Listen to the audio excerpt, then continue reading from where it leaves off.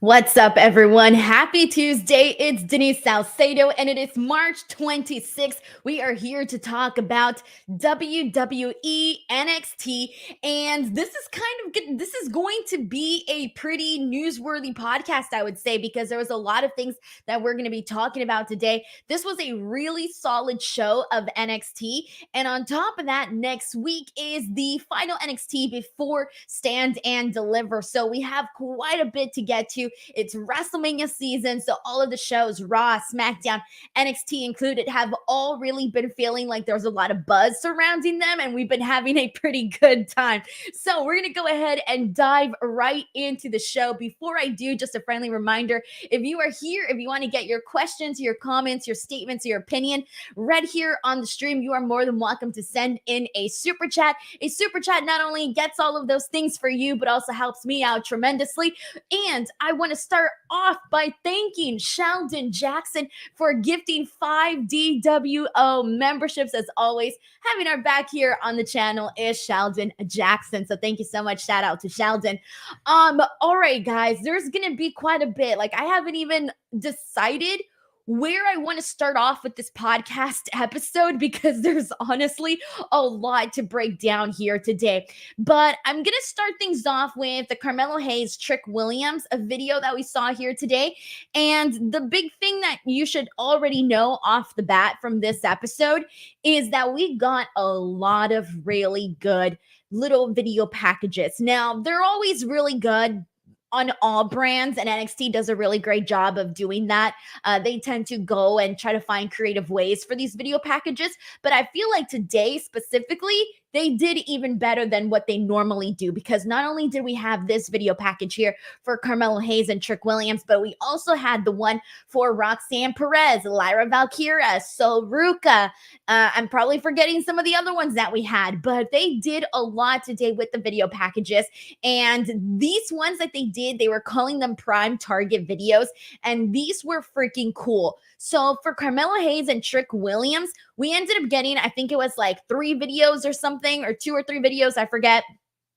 And basically what we saw in this was them running down the whole entire story about their friendship. And in these videos, we not only saw Carmelo Hayes and Trick Williams talk about things and stuff, we also had Booker T, Randy Orton, CM Punk talk about the story. And so it really made it feel like a big deal, because when you got somebody like CM Punk and Randy Orton coming out there and talking about a story on NXT, it really sells the point that it's a big freaking deal. And I thought they did a phenomenal job. I mean, they broke it down in terms of really humanizing this story. And I think that was the big thing that I really liked, was how they humanized it. Because even though we're out here sitting and saying Carmelo Hayes is a heel and Trick Williams is a babyface, I like that in this video package, they explained how even though they like fell apart, they're no longer brothers, and they're going up against each other at WrestleMania, it was like both of these guys didn't actually intend for this to happen. It just happened. It happened because Carmelo Hayes was thriving, and Trick Williams wanted some of that same attention, some of those same accolades that Carmelo Hayes has.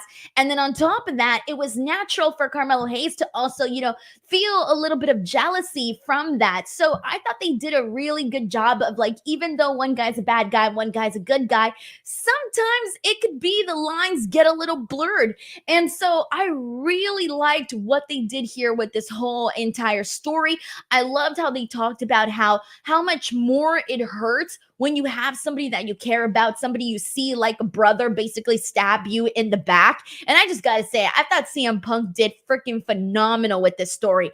I mean, they kind of made it feel a little bit like a documentary when you have people coming out and talking about like these really serious topics. That's sort of the emotion that I felt when I was watching these Prime Target videos. So honestly, kudos to the NXT production team for those video packages, because they freaking killed nailed it with those videos. Oh, and there was even a really good line that CM Punk had in this where he said that Carmelo Hayes should actually be a little afraid of Trick Williams. And we even see Trick Williams doing like the whole like Philadelphia Rocky thing. I thought that was pretty cool. This was honestly a very, very fine job by all of these. Very good stuff. All right, let's keep it going, guys. So I want to get into Roxanne Perez and Lyra Valkyria next up here, because since we're on the topic of video packages, this was another one that really just hit home very, very nicely. And the reason why it did was because we've all sat here and have seen the growth and the changes in Roxanne Perez. We have seen Roxanne go from, I worked so hard, I dreamed so hard, I really wanted to be a WWE superstar. We've all seen the pictures of her meeting wrestlers and crying and fangirling and how this was her dream and all, like, you know, all of that. We've seen it. And for so many of us, it was almost impossible to see Roxanne Perez as a heel because, like I said, she goes out there and she's got the big hopeful eyes and she connects with all of us because she was a fan that became a pro wrestler. And so for us to see her go from that to the heel that she is now, and for us to actually be buying it, and honestly, she's one of my favorite heels on NXT, if not my favorite heel on NXT. I think it's like literally her, Carmelo Hayes, who I really enjoy as heels. I would probably say actually that, you know what, Roxanne Perez may actually be my favorite heel. Now that I think about it, I was sitting here going, is there another heel on NXT that I like more than Roxanne Perez? And I'm not thinking of anybody right now. So since I'm not thinking about anybody right now, I'm giving the win to Roxanne Perez.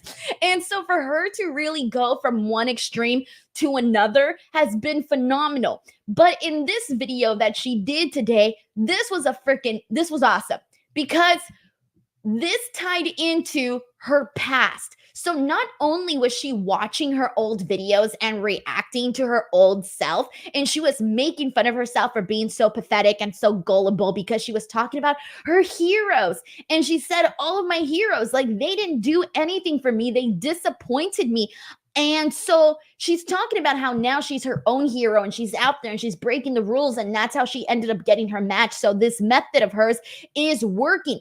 But what I liked in particular was that in one of Roxanne's earlier videos from like earlier, like when she first started with NXT, they had shown this video of her showing her little scrapbooks, her little vision boards, and they even showed it here again.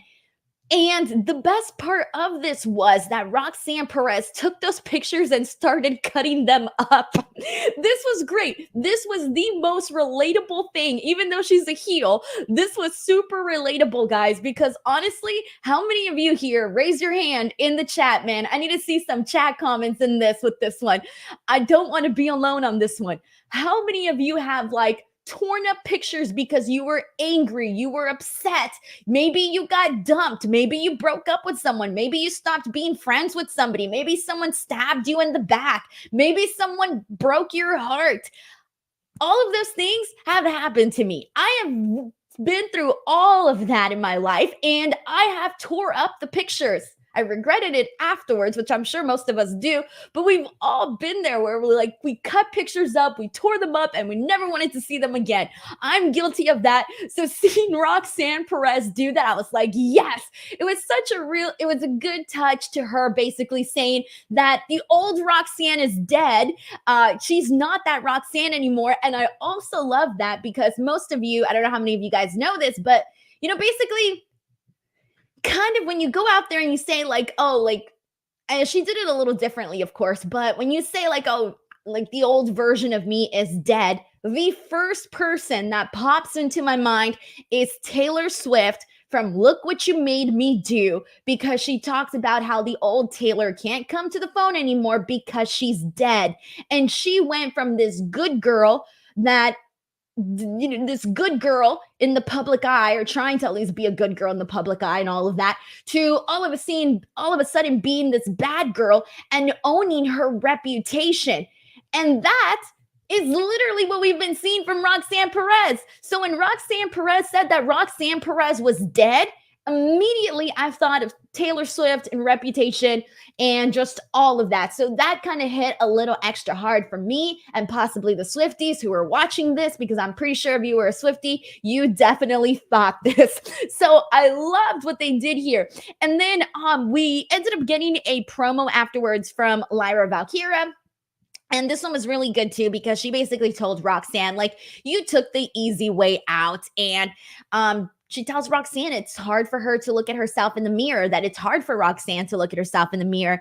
And the part that I did like about this also humanized it. She said that in any other life, in any other aspect of things, that she and Roxanne could have actually been friends, because her and Roxanne shared the same dreams of becoming WWE superstars. So because of that, I don't know, I really liked that. But she told Roxanne that title broke her. And so she's basically saying that Roxanne Perez couldn't handle the pressures of being NXT Women's Champion. And I thought that was some really good stuff. So the storytelling here that we've been seeing with Roxanne and Lyra has been pretty damn good. In particular with Roxanne Perez, again, because we have been seeing this evolution of Roxanne. She's no longer the wide-eyed girl. She's now out here, being a bad girl.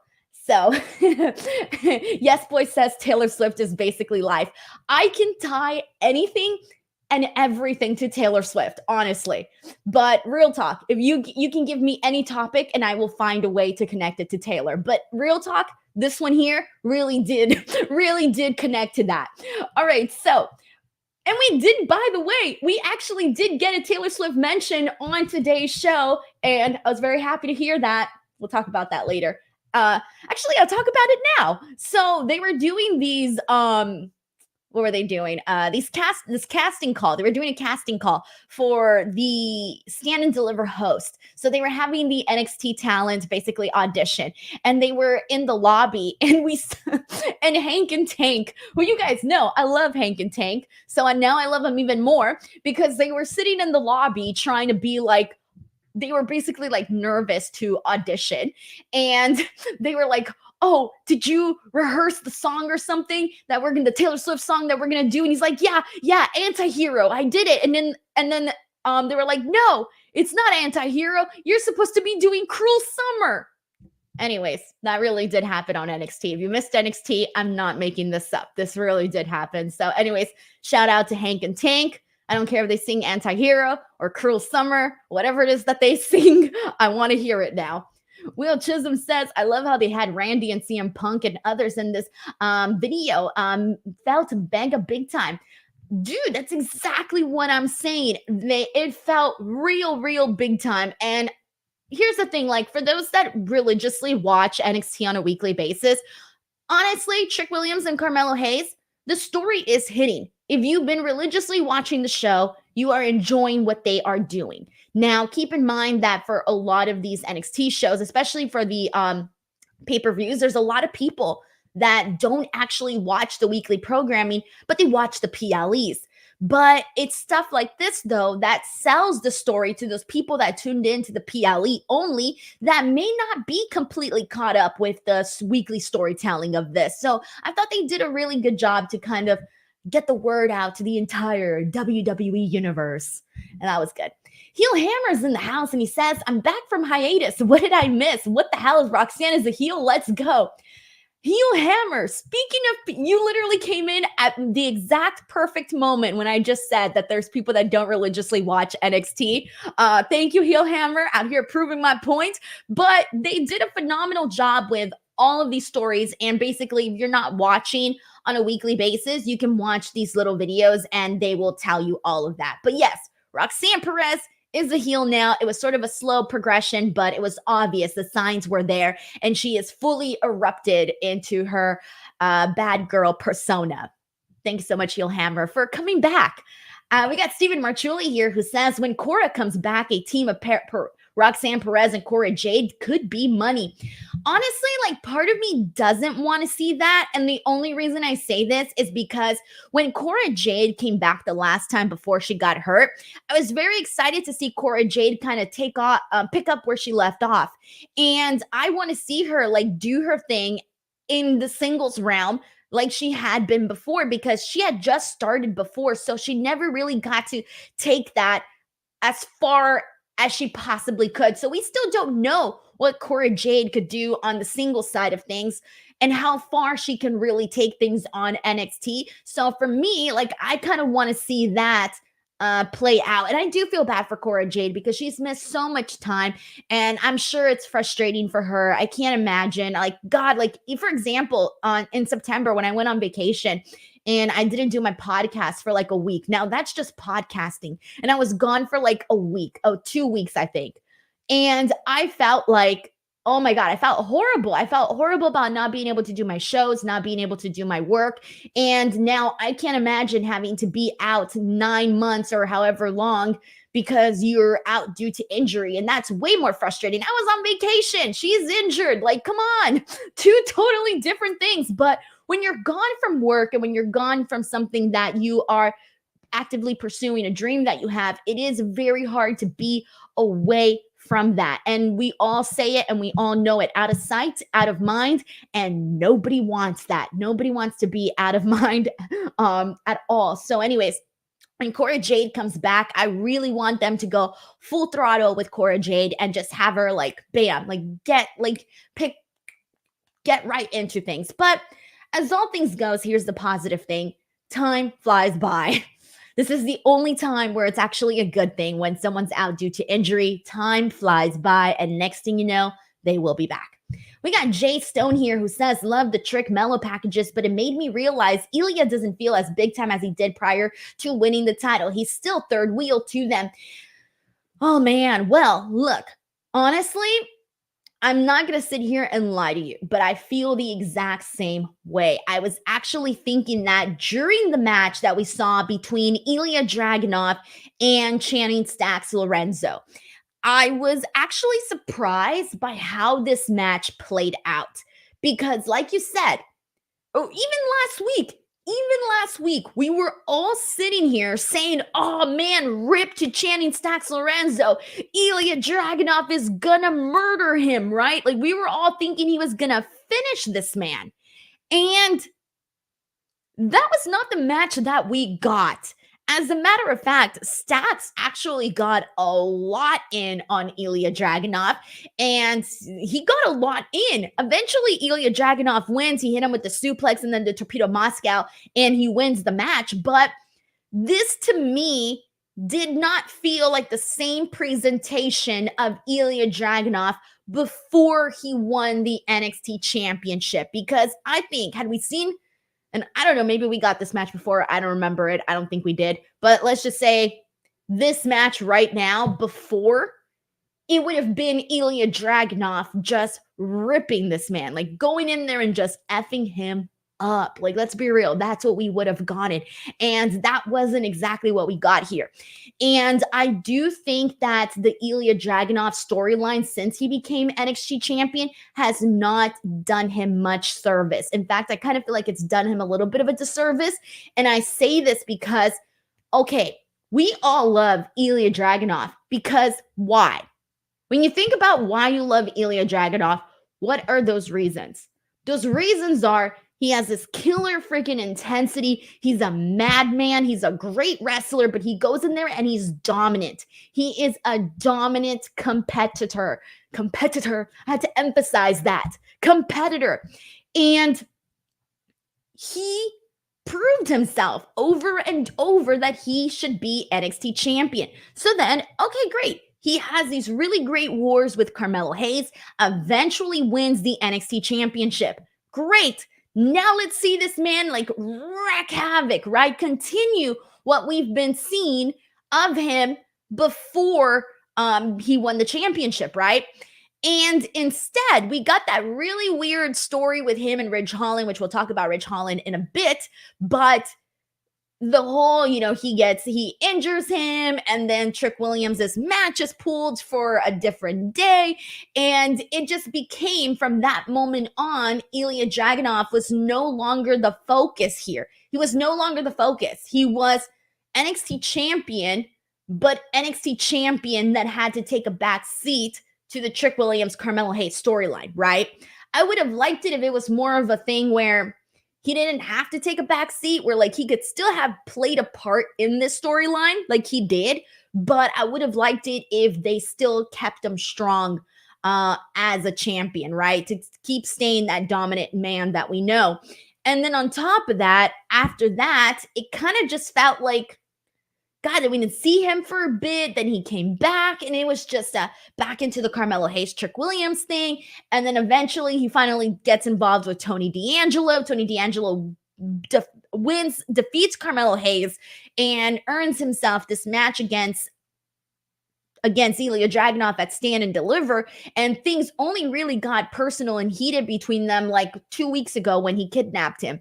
And so now that's where we're at with this. But in terms of, is Ilia Dragunov as hot as he was before winning the championship? I'm going to say no. I do think that he had a lot more momentum before winning the championship. I was expecting a stronger reign for Ilia Dragunov, something that really matched the presentation of the Mad Dragon. And I don't think that's what we have been seeing. But I am expecting him to retain the championship, possibly at Stand and Deliver. As of right now, I'm expecting him to retain. And who knows where we go from here, honestly. But yeah, that's how I feel in regards to that. Malik Blade says, just saw the main event. Bron was made in a lab. Dude, that main event was sick, and we will talk about it in a second. Thank you so much, Malik Black, for sending in that super chat. And we got people up here saying, like, Dragunov needs to go up to Monday Night Raw or to the main roster. And honestly, like, and then Golden One says, you can't look strong forever at all times. And I get that, but like, he's the champion. The NXT champion. If he was just anybody, I'd be like, oh, you're right. But he's the NXT champion. It's supposed to be different. It's supposed to hit harder, I see champions, and I feel that champions, my favorite champions, the best champions, are the dominant champions. They're the champions that make you feel like, my God, no one could ever beat this man or woman. And so whenever they do get beat, it's like this holy shit moment. This person really did it. Like, that's the kind of reaction I like to have to champions. And so anyways, let's see what I wanted to say after this. In regards to him going into the main roster, I feel like he needed to go to the main roster as of yesterday, honestly. But who knows? Who knows what will happen there? All right, let's keep moving on here. And I want to get into Shawn Spears versus Dijak. And this one, honestly, like, this was the opening match of the night. This was a pretty fun match. People were really interested in it. I thought the big thing, and there's really only two things that I want to say about this. And the two things that, or maybe one thing that I want to say, actually, it's a one thing. The one thing I want to say about this is that I really thought Dijak looked very impressive in this match. I thought he looked more impressive in this match than Shawn Spears. So that was really my big takeaway from this match. I just thought he looked good, man. Everything he did looked impactful, and it made me keep looking. So it kept my attention, and I thought that Dijak winning was definitely the right call, just based off of the performance that we saw. So that was it with Shawn Spears and Dijak. So before we get into more of the women's and all of that, I want to finish off the men's stuff. And I want to get into the Ridge Holland topic. So let's go. Let's get into that Ridge Holland topic. Now, this one's a little bit tough because I'm not really sure what is happening here. All right. I'm not really sure what is going on. Hopefully by tomorrow morning, we'll have some clearer answers. But let me tell you what happened and what I thought was going to happen and what I think now. So Ridge Holland comes out and he cuts this emotional promo about how he has been having these serious conversations with himself and with the powers that be. And he says that he feels like he's been a step off and that he can't, in good conscience, hurt himself or anybody else again. Says he's tired of taking his work home with him because he's constantly like he talked about some of the comments that he gets and a lot of the negativity surrounding Ridge Holland and all of that, right? And he starts talking about his mental health, and he says that he doesn't have the mental resilience that he needs to be in this business, right? And he says that he's made a decision and that he's made a decision for his mental health. And that decision is that he is stepping away from in-ring competition indefinitely. And he thanks everybody and he walks away. So that's what went down. During this whole promo, I kept waiting for something to happen. The entire time I was thinking of Mark Henry. Then I know a lot of people were thinking about Mark Henry because Mark Henry had his whole promo where he swerved everybody. And I was thinking that that's what they were trying to do, or that somebody was going to come out and basically be like, Rich Holland, you're being a coward, you're trying to take the easy way out, or I don't know, something. Like, I was expecting for someone to call him out and basically say like, nah, bro, you're crazy, you're not leaving, and whatever, right? So the whole time I was sitting there waiting and nothing happened. He walked out. And so I'm going, so are they working us or are they not working us? I don't know. When this whole promo thing started, I was like, oh, he's going to say that he's done with in-ring wrestling and that's it, right? But I was taking it as like, oh, this is a storyline. Like, I wasn't taking this as anything legitimate.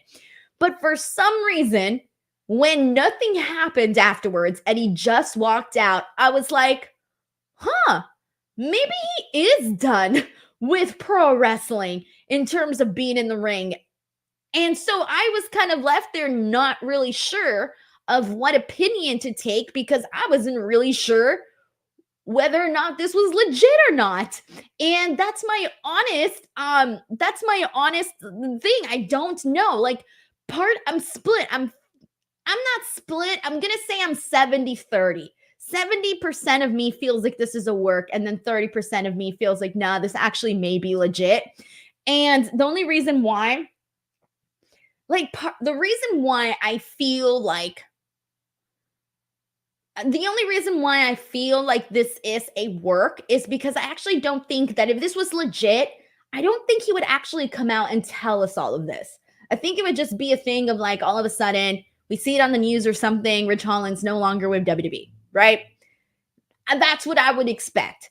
Now, if this was like, and so that's why I'm thinking that it's not legit, right? But then the other part of me is thinking that it may actually be legit. And the only reason I think that is because it is true. He does get a lot of heat online.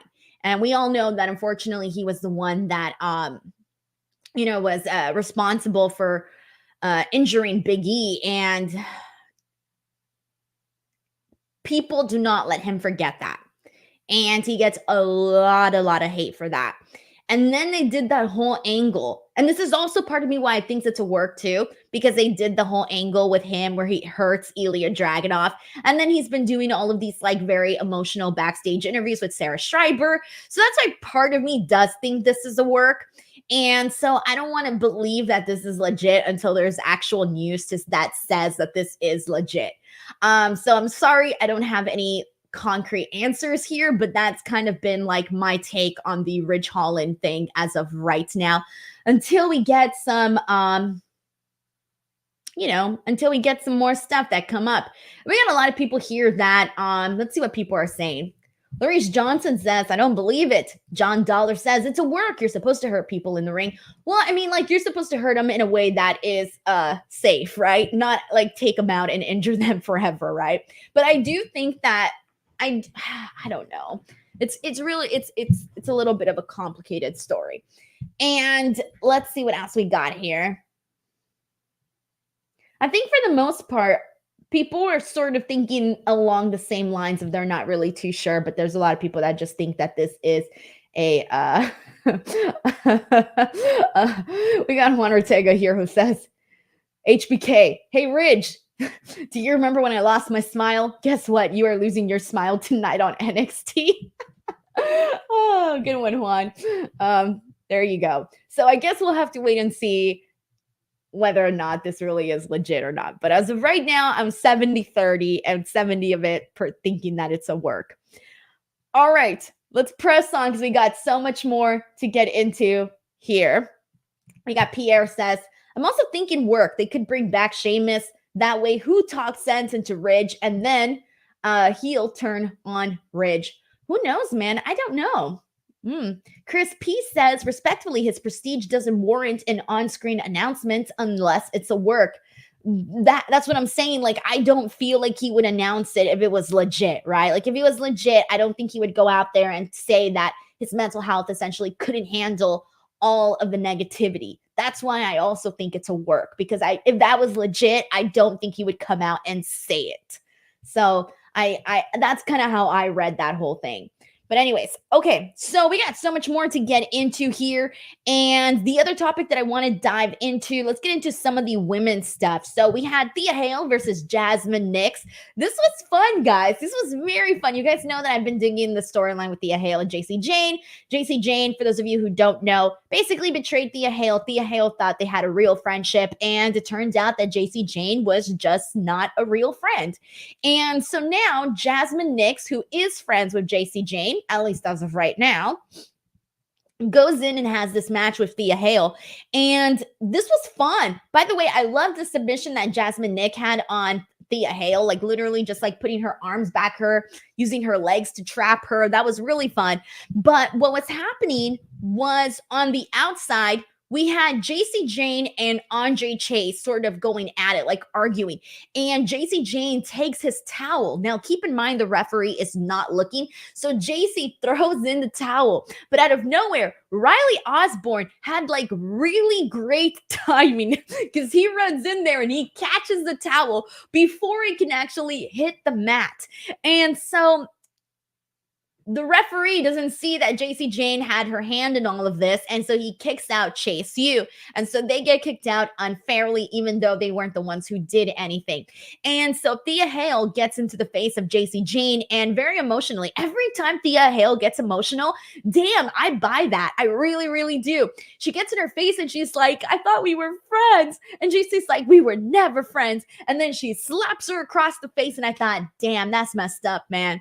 And Thea Hale almost seems like she was going to lose this match because that distraction seemed like Jasmine Nix was going to get the upper hand, but Thea Hale manages to surprise everybody and she still wins this match. And afterwards was very fun because all of JC Jane's friends come out and start beating up on Thea Hale, but Thea Hale's friends come out, Kalani Jordan and Fallon Henley, and they all start going at it. So then at the end of it, you see 3-on-3. This was very, very fun. I love the way that this whole story has been playing out, emotionally, entertaining.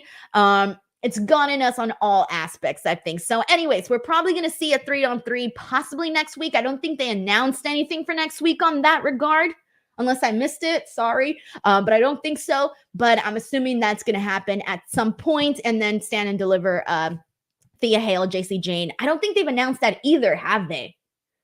I don't know. But anyways, that's what I'm expecting for them to do. But I don't think they've actually made that match official yet. But anyways, we got some super chats here to get into. David Capelin says, hey, Denise, I love your new hairdo. Also, are you happy Thea is back to her old character? And do you think she can be a main roster star? Thanks. Thank you so much, David, by the way, for the nice compliment. And in terms of being happy about the old Thea being back, yes, because I like that she had a backbone and she didn't let JC Jane bully her for that long. And do I think she can be a main roster star? One of the things that has captivated me about Thea Hale from the very beginning is that she has a lot of personality. I think a lot of people sometimes are afraid to really let their personality come out.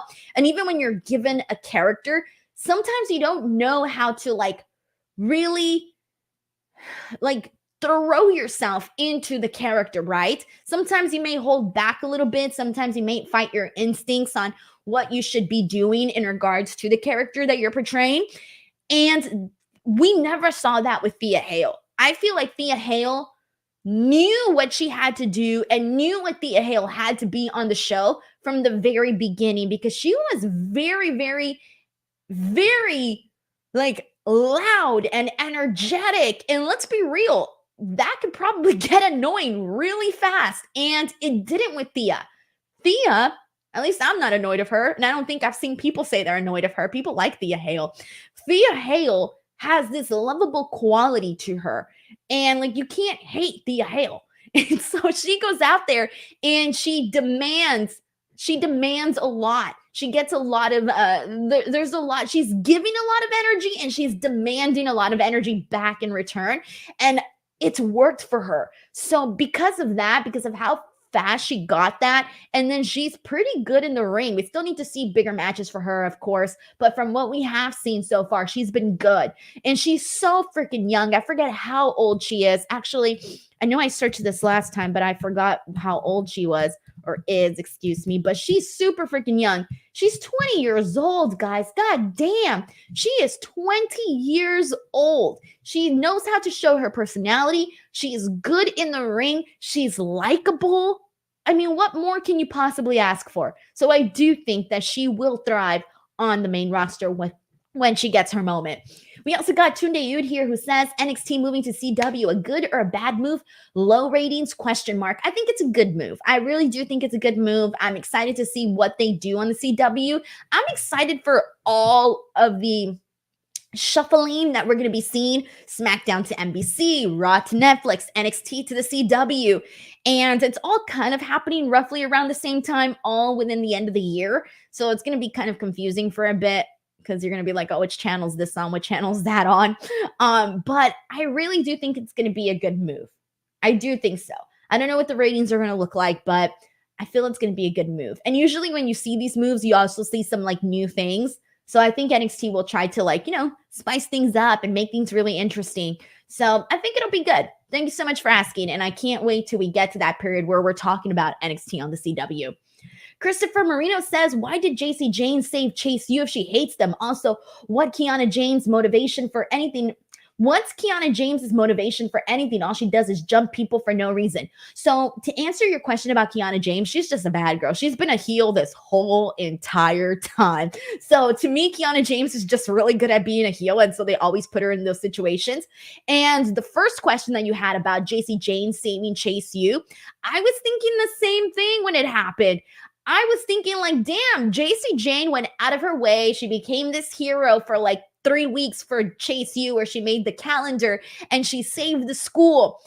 But then it was like suddenly she became a different person and they sped this up really fast. So I do feel like there was this little glitch in this story where it went from JC Jane being the savior to suddenly they were like, you know what? We need to do this. We need to do this Thea Hale, JC Jane breakup. Let's get to it right away. And so you see this very quick turn in the story and in the storyline of JC Jane. So she really did go from saving and being the savior of Chase U 1 minute, and then the next minute, all of a sudden, she's this evil person. So they did kind of fast forward a lot with that particular storyline. But now it's definitely picked up and it's been pretty entertaining. But no, that's honestly a fair question, Christopher, because it did cross my mind as well. All right, so let's press on and let's get into a really fun part of today's show. And this was Lola Vice doing an open challenge. So Lola Vice did an open challenge and Natalya came out and accepted that challenge. And she said the reason why she accepted it was basically because she likes what Lola Vice is doing. She's growing very fast. But she doesn't like Lola Vice's attitude. She's getting a big head. She is, she's not humble. She's not humble whatsoever. And Natalya wants to humble her.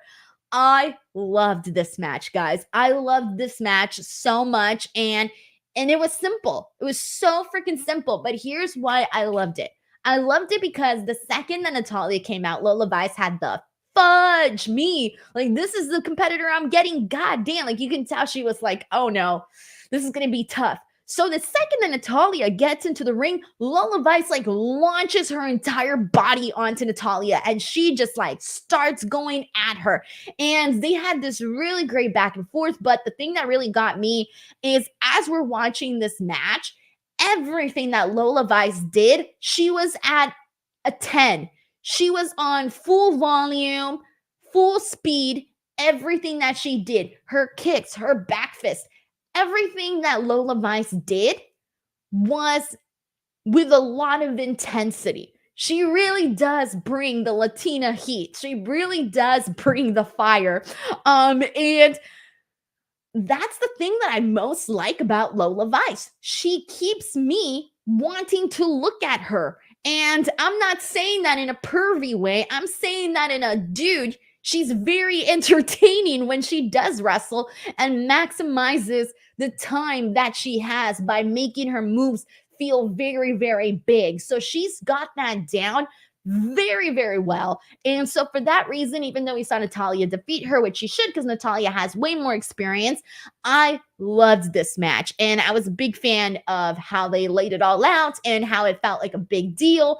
And we've seen Natalya on NXT before doing her thing. And I would like it if she came back and she continued a longer storyline here with Lola Vice. I think that would be pretty fun. But let's see what we got here. We got some more super chats. Thank you so much to everybody who's coming through. Seriously, I appreciate you guys. So let's see what people are saying. This is from Steven who says, crap baskets. I'm late on showing up, but I'm here. Steven, thank you so much. Better late than never. Tunde Yoon says, after Bron Breakker and Tiffany Stratton to the move to the main roster, who do you think will be the next on call? My money is on Mello, Ilia, and maybe Roxanne. Thoughts? I feel like you're right on the money with Carmelo Hayes because after this big storyline from Trick Williams, he's seen it, been there, done it. He's done it all there, and I feel like there really isn't that much. With Ilia, if Tony D'Angelo wins the NXT Championship, I am going to feel like Ilia is moving up. And then Roxanne, I don't think so because I do think that Roxanne is winning at Stand and Deliver. So for that reason, I don't think she's going up to the main roster. If she loses, then I definitely think she's going to the main roster. So that's kind of where I'm at on those names. And there really isn't anybody else that I think would be moving up right now. Tunde Yud, thank you so much for the super chat. I appreciate you, man. Coming through. All right, let's see what else we got here. And let's get into, we got really a few more things to get into. And the next one is really quick. It's Sol Ruca. It's a video package that she did. And, you know, she's out there being like absolutely flawless, guys. Like, I really, really love Sol Ruca's vibe. She's got the vibe that is just, I don't know, just nice. She's just got a nice vibe. She's got that California girl vibe down to the T, but like not like me, because hers is different. Hers is better. She does like the more, I think she's more traditional California girl where she surfs and goes to the beach and has glowing skin. All right. That's the California girl vibe. All right. That's the one that I aspire to have. And Sol Ruca has it. Anyway, so she goes out there. Oh, sorry. She did a vignette. And in this, she's talking about how we should not be fooled with her carefree beach personality because she's pissed off and she went through hell after what Blair did to her. And she wants to cause Blair Davenport pain and basically get her back for all of what she had to do, all of the pain that she had to endure during her rehab. So this was really good. Blair then cuts a promo and she basically just said that she's going to send her on another road of recovery. But I love this. There's not much else to say about that. The last thing that I need to talk about, oh, actually, there's two more things. Josh Briggs versus Duke Hudson. Josh Briggs wins with the lariat. Obafemi comes out, and there's going to be a new match that has been added to Stand and Deliver, and it is Obafemi versus Dijak versus Josh Briggs for the NXT North American Championship at Stand and Deliver. And I'm a little torn here because Obafemi, I want to see a little bit more of him as NXT North American Champion, but part of me is kind of thinking like it's Dijak's time. It really kind of feels like it's Dijak's time to get some gold and do something, you know? I feel like Dijak has been Dijak has been doing really good on NXT. And so even though I wanted to see Obafemi do a little bit more as champ, I don't know, man. I'm kind of rooting here for Dijak. That's where I'm at with this one. And last but not least, the last topic that we need to get to is Bron Breakker and Baron Corbin versus Alpha Academy. So basically, the whole thing here was that if Alpha Academy won, then they would be added to this WrestleMania match. This was a very fun match. Unfortunately for Alpha Academy, they did not win. This was very cool because we saw Bron and Baron put Otis through, they power bombed him into the commentary table, and it looked very, very cool because Otis is a big guy. He's a big guy. But so are Baron and Bron Breakker. And so they're able to put him through the table. That was very cool. And then inside the ring, Bron Breakker spears Akira Tozawa. And Tozawa's not a big guy. He's not a big guy. So when Bron Breakker speared him, I was like, my God, they killed Akira Tozawa. That's how massive it was. But anyways, Baron and Bron win this match. Alpha Academy are not going to WrestleMania, unfortunately, because I did want to see them in a WrestleMania match, but they're not going. So we're going to have Bron Breakker and Baron Corbin versus the Good Brothers versus the other team that still has to qualify. And we're seeing the last qualifying match next week. So we'll see what they do there, man. This is going to be that's going to be fun. And like I said, I'm still expecting the Good Brothers to win. I think they're going to win the tag titles over at Mania. We also had a really funny backstage segment, by the way, with Bron Breakker and Baron Corbin, where Baron Corbin's making fun of him for being super tanned. And he tells him that sunning beds or tanning beds are not the sun. And then Bron Breakker brings him a little gift, and it's the tanning spray, and it's labeled the sun. Because we all know Bron Breakker is always very tan. So I like that they're kind of poking fun at that. We got Tunde Ude here who says, finally, who's champ first, Tiffany or Bron Breakker? Let's see. Let me think. I think it's going to be Bron Breakker, but I don't think it'll be the World Championship. I think it'll be, I don't know, maybe the what is it? The US title. Maybe it'll be that. And I think it'll be a little bit longer for Tiffany. So, but I don't know, man. That's a really hard question. It could go honestly either way. But right now I'm going with Bron Breakker would probably be world champ or a champ first before Tiffany. Thank you so much for that fun question, because honestly, that one was a really hard one to answer. It was a very hard one to answer because I really wasn't sure on that one. Alrighty, everybody, that is it. That is today's NXT post show.